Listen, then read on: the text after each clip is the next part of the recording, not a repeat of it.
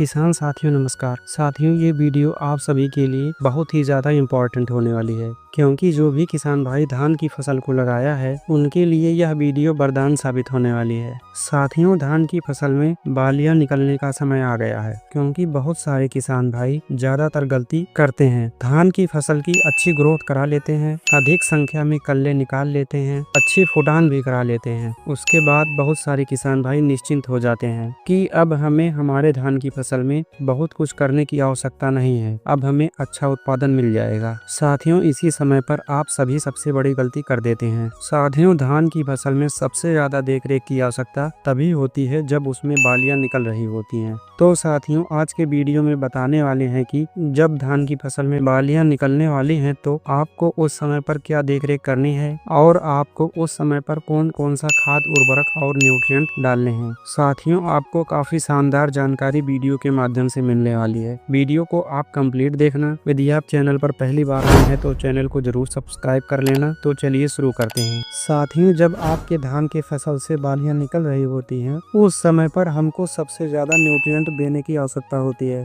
साथियों एक बात का ध्यान रखना है, बालियां पूरी तरह निकलने के बाद हमको कोई भी न्यूट्रिएंट नहीं देना है। साथियों जब हमारी धान की फसल लगभग 60 से 80 दिन के बीच की हो जाए तब हमारी धान की फसल में बालियां निकलना स्टार्ट हो जाती हैं। साथियों ये अक्सर धान की किस्मों के ऊपर डिपेंड करता है कि ये किस्म कितने दिन में पककर तैयार हो जाती है। साथियों जो लंबे समय की धान की किस्म होती है उसमें बालियां निकलने में लगभग 80 दिन का समय लगता है। कुछ किसान साथी ऐसे भी हैं जब बालियां निकल रही होती हैं तो उसमें यूरिया डाल देते हैं। हमको ऐसा नहीं करना है, नहीं तो हमारी धान की फसल की लंबाई अधिक होने से अगर फसल गिर जाता है तो उसमें उत्पादन आधा रह जाएगा। किसान साथियों जब आपके धान की फसल में बालियां निकल रही होती हैं तो उसके 7 दिन पहले NPK 05234 का स्प्रे जरूर करें। ये आपके धान की फसल की जड़ों को मजबूत करेगा और धान की फसल गिरेगा नहीं, तने को मजबूत बनाएगा, पौधे भी बहुत मजबूत बनेंगे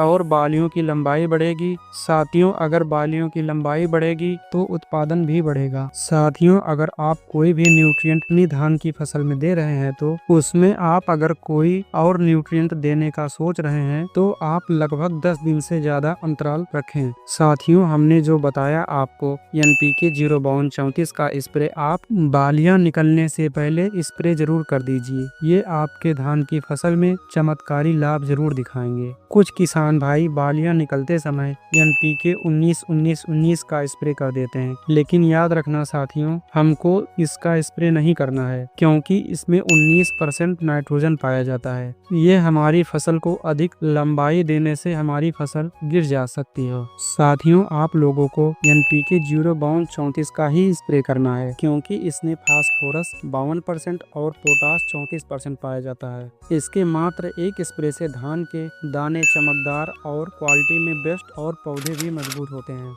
और बालियां भी लंबी निकलती हैं। साथियों बालियां निकलते समय 2 न्यूट्रिएंट की सबसे ज्यादा आवश्यकता होती है, फास्फोरस और पोटास की। ये पौधे के लिए सजीवन बूटी की तरह काम करती हैं। इसके यानी कि NPK 05234 के मात्र एक स्प्रे से आपको अपने धान की फसल में जबरदस्त रिजल्ट देखने को जरूर मिलेगा और आपको अन्य धान की फसल के कंपेयर में आपकी धान की फसल सबसे अलग दिखेगी। चाहे आप धान की जड़ों के मामले में देखेंगे या फिर तने की मजबूती को देखेंगे या फिर बालियों की लंबाई को लेकर देखेंगे, आपकी धान की फसल अन्य किसान के लगाए हुए धान से आपका धान सबसे अच्छा दिखेगा मात्र एक स्प्रे से। किसान साथियों एक स्प्रे आपको अपने धान की फसल में बालियां निकलते समय और वो भी 7 दिन पहले NPK 05234 का स्प्रे जरूर करें। तो किसान साथियों यदि आपको मेरी वीडियो अच्छी लगी हो तो मेरी वीडियो को लाइक और चैनल को सब्सक्राइब और अपने अन्य किसान मित्रों के पास शेयर जरूर करें। धन्यवाद।